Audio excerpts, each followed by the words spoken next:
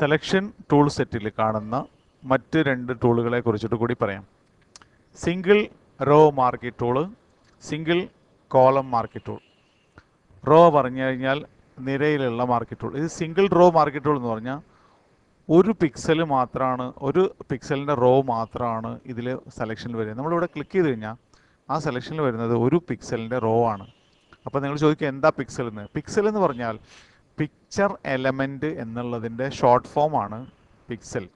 ഈ ചിത്രം വലുതാക്കി നോക്കിക്കഴിഞ്ഞാൽ ഇതെല്ലാം ഒരു ചെറിയ ചെറിയ ഡോട്ടുകളുടെ ഭാഗമായിട്ട് കാണാൻ പറ്റും. ഞാനിത് വലുതാക്കി കാണിച്ചു തരാം. ഇവിടെ നോക്കുക, വലുതാക്കുകയാണ്. വലുതാക്കണതൊക്കെ പിന്നെ എങ്ങനെയാണെന്ന് പിന്നീട് പറഞ്ഞുതരാം. ഇവിടെ ചിത്രം ഞാൻ വലുതാക്കിയിട്ടുണ്ട്. ഈ വലുതാക്കിയപ്പോൾ ഈ കാണുന്ന ഒരു കള്ളിയായിട്ടാണ് കാണുന്നത്. ഇതിൽ ഒരു കള്ളിക്കാണ് ഒരു പിക്സൽ എന്ന് പറയുന്നത്. ഈ ഫെദർ മറ്റുള്ള കാര്യങ്ങളൊക്കെ ഇതിനെ അടിസ്ഥാനപ്പെടുത്തിയിട്ടാണ് വർക്ക് ചെയ്യണത്. ഫെദർ പിക്സലിലാണ്. കണ്ടോ, PX എന്ന് എഴുതി കഴിഞ്ഞാൽ അത് മനസ്സിലാക്കേണ്ടത് പിക്സൽ എന്നാണ്. അതുപോലെ തന്നെ നമ്മൾ ഇവിടെ എഡിറ്റിൽ സ്ട്രോക്ക് കൊടുക്കുമ്പോൾ സ്ട്രോക്ക് വരുന്നത് പിക്സലിലാണ്. എത്ര കനം എന്നുള്ളതാണ്. കുറഞ്ഞത് വിലയാണ് പിക്സൽ എന്ന് പറയുന്നത് വില. ഈ ചിത്രത്തിൻ്റെ ഏറ്റവും കുറഞ്ഞ വിലയാണ് ഒരു പിക്സൽ. ആ ഒരു പിക്സലിനെ ബേസ് ചെയ്തിട്ടാണ് എന്താ പറയുക, ഇവിടെ ഈ single row marquee tool. Row എന്ന് പറഞ്ഞാൽ എപ്പോഴും എന്താ പറയുക, ഹൊറിസോണ്ടൽ ആയിട്ടുള്ളതിനാണ് റോ എന്ന് പറയുന്നത്, വരി എന്നർത്ഥം. അപ്പോൾ നമ്മളിവിടെ ക്ലിക്ക് ചെയ്ത് കഴിഞ്ഞാൽ ഒരു പിക്സലിൻ്റെ വീതിയിൽ സെലക്ഷൻ കിട്ടും.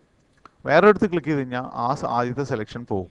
എന്നാൽ ആ സെലക്ഷൻ നിലനിർത്തിയിട്ട് നമുക്ക് പുതിയ സെലക്ഷൻ വേണമെങ്കിൽ ഇവിടെ ഈ കാണുന്ന ഇതാണ് ന്യൂ സെലക്ഷൻ. ഇതിൻ്റെ ഈ ബട്ടണാണ് എന്ത്, ആഡ് ടു സെലക്ഷനാണ് ഈ ബട്ടൻ്റെ പേര്. അതായത് നിലവിലുള്ള സെലക്ഷനെ നിലനിർത്തിക്കൊണ്ട് പുതിയ സെലക്ഷൻ സ്വീകരിക്കാം. അപ്പോൾ ഇത് ക്ലിക്ക് ചെയ്തുകൊണ്ട് ഞാനിവിടെ പുതിയത് ക്ലിക്ക് ചെയ്ത് കഴിഞ്ഞാൽ കണ്ടോ, നമുക്ക് എത്ര വേണമെങ്കിലും സെലക്ഷൻ സ്വീകരിക്കാം.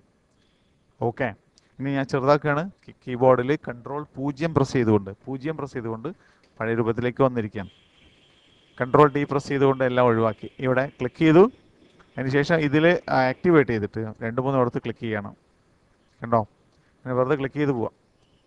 ഇതുപോലെ തന്നെ ഇതിൻ്റെ സിംഗിൾ കോളം മാർക്കി ടൂൾ ഉപയോഗിച്ചുകൊണ്ട് ആഡ് ടു ഇവിടെ ഇതിലായിരിക്കുന്ന സമയത്ത് ക്ലിക്ക് ചെയ്ത് കഴിഞ്ഞാൽ ആദ്യമുള്ള സെലക്ഷനൊക്കെ പോകും.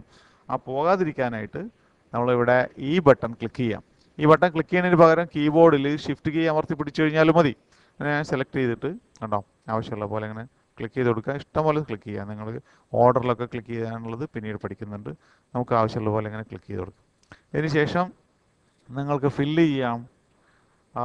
എഡിറ്റിൽ പോയിട്ട് ഫില്ല് കൊടുക്കാം. അതിനുശേഷം ഒരു കളർ നമുക്ക് സെലക്ട് ചെയ്ത് കൊടുക്കാം. ഏതെങ്കിലും ഒരു കളർ സെലക്ട് ചെയ്ത് കൊടുക്കാം. ചുവപ്പ, മഞ്ഞ, പച്ച ഏത് വേണമെങ്കിലും സെലക്ട് ചെയ്ത് കൊടുക്കാം. ഓക്കെ കൊടുക്കാം. അതിനുശേഷം ഓക്കെ കൊടുക്കും. എഡിറ്റിൽ ഫില്ലിൽ ഒരു കളർ സെലക്ട് ചെയ്യുക. ഓക്കെ കൊടുക്കുക. ഇവിടെ ഓക്കെ കൊടുക്കുക. അതിനുശേഷം ഡീസെലക്ട് ചെയ്യുക. ഒരു ചെറിയ ഡിസൈൻ. ധാരാളം പ്രാക്ടീസ് ചെയ്ത് നോക്കുക.